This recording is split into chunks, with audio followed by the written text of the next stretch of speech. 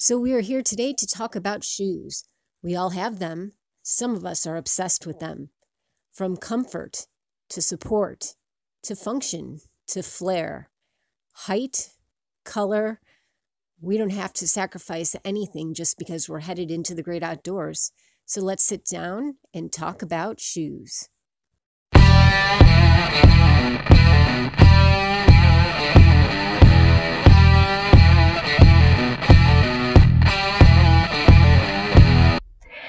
Hey everybody, Diva here. So ladies, today is the day. We are going to talk about shoes, and I know you've been waiting for it, and so have I, so let's just jump right into it.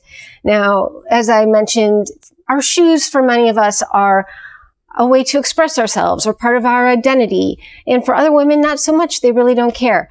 That's okay. Either way, there are 5 shoes that you are going to need to delve into the outdoors, protect your feet, and still have a little fun with it.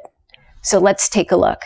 First of all, you're going to need a mid-rise hiker. Second, you're going to need a low-rise hiker. Third, you're going to need some kind of water shoe or sandal. Fourth, you're going to want a camp shoe. And fifth, you need some rubber boots. And man, are there awesome selections in those. All right, so first we're going to talk about hikers, and the first hiker we're going to take a look at is your mid-rise hiker. Now this is what most people think about when they are thinking about hiking boots. The height here gives your ankle a lot of extra support, while the stiffer toe brings in less flexibility. This gives you more stability when you're walking on a moderate terrain, and it doesn't feel like overkill. Now for my mid-rise hiker, I have chosen these Gore-Tex Vasks.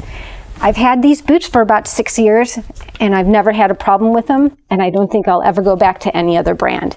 Now, Gore-Tex is a lightweight, breathable material that actually repels water. With these boots, you can see how quickly and easily they lace up, and as long as you tie them correctly in the first place, you're never going to have to stop to retie them when you're on the trail again. They've got a little splash of purple in them, which, if you haven't figured it out by now, is my color. And look at that. Come on.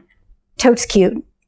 All right, let's talk about shoe number 2. These are going to be your low-cut hikers. Now, unlike the mid-rise hikers, it's not going to protect your ankles when you are in bushy and rough terrain from getting scratched up. And it's also not going to give you that extra ankle support. What it is going to do is it's going to give you better flexibility, which is perfect for puddle jumping through rocks or when you are hiking steep or rocky terrain.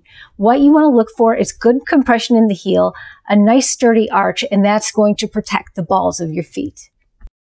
Well, they haven't arrived yet, but I've decided for my low-cut hiker, I'm opting for the Morel MQM Flex. There's that nice compression heel we were talking about, which is not only going to help you with better balance, but more accurate foot placement. Check that arch. It's high and sturdy, and it's going to give you better in-shoe flexibility as well as that arch support that's so important. The tread on the bottom of these shoes is absolutely beautiful. It demonstrates that high flexibility in a solid sole. Up top, you have a nice, tight crisscross lacing that's going to give you a perfect fit every time. As you can see, this shoe comes in such a wide variety that I guarantee you it will match any color scheme or personality you are trying to capture. Now, guess which color shoe I'm going to get. Now we're going to talk about your third shoe, which is your water shoe. Now, some people are going to say aqua socks, some people are going to say water clogs, some people are going to say Divas, which we are going to get to in just a minute. But I cannot break away from my trusty Keens. Look at the tread on the bottom of those shoes. They've got a nice thick sole, they're flexible, and they're waterproof. And when you are shopping at Goodwill and you find a pair of brand new unworn Keens for $4.50, what's a girl gonna do? My husband thinks I have a shoe problem. He might be right. Now for camp shoes, good old Crocs are just fine for my husband. I mean, they rinse off and dry within seconds. The only problem is, for me, there's too much wiggle room. Rocks and sticks get in there and make me not such a happy camper.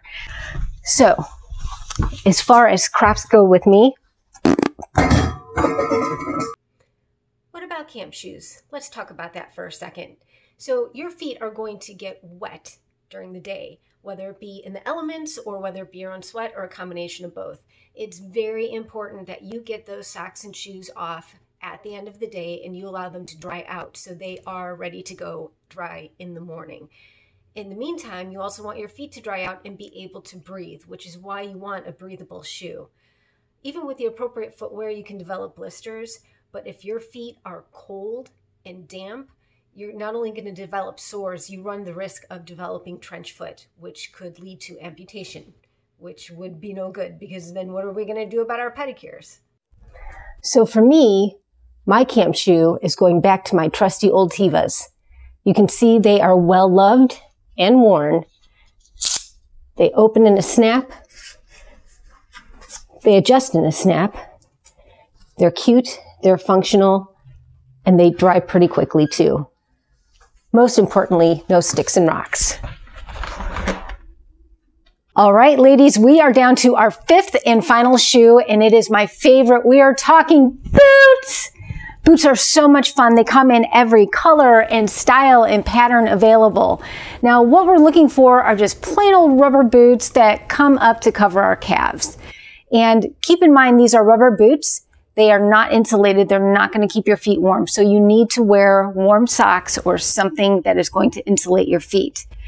Now, I'm only going to say two things about boots. Number one, they are only as waterproof as they are high.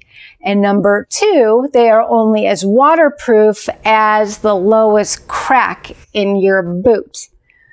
So I was trout fishing one day and my foot was suddenly wet and cold and look at that. There's a big old crack in my boot.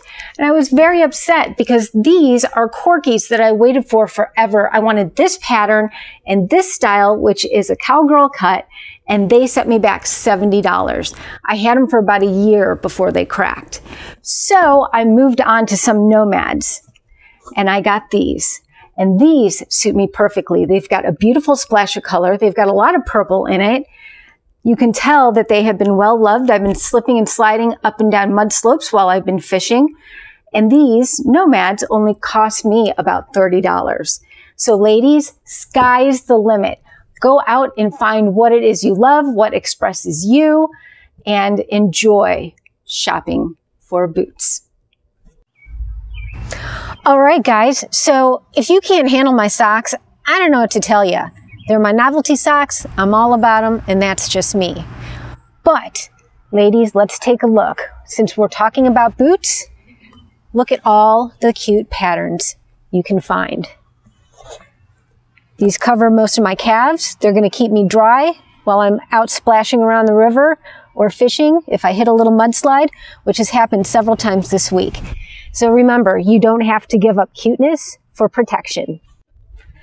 Thank you so much for joining me today, and I really hope you learned something. Now, I know we ran a little bit over, but I wanted you to have a good grasp of what it is that you are looking for. You know, my grandfather was actually a cobbler, and one thing he instilled in us was never cheat yourself out of a good pair of shoes. And he's so right. Foot care is so important. So we took a look at the 5 shoes you're going to need to add to your wardrobe. I know, right, ladies? Bummer. So we looked at the mid-rise hiker, the low-cut hiker, the water shoe, the camp shoe, and finally, boots. So Divas, it is Friday, but we got the weekend ahead, and you've got a lot of shopping to do. So get out there and have some fun. In the meantime, be boss, be beautiful, be bushcraft. Don't forget to hit subscribe and the notification bell. Ding, ding.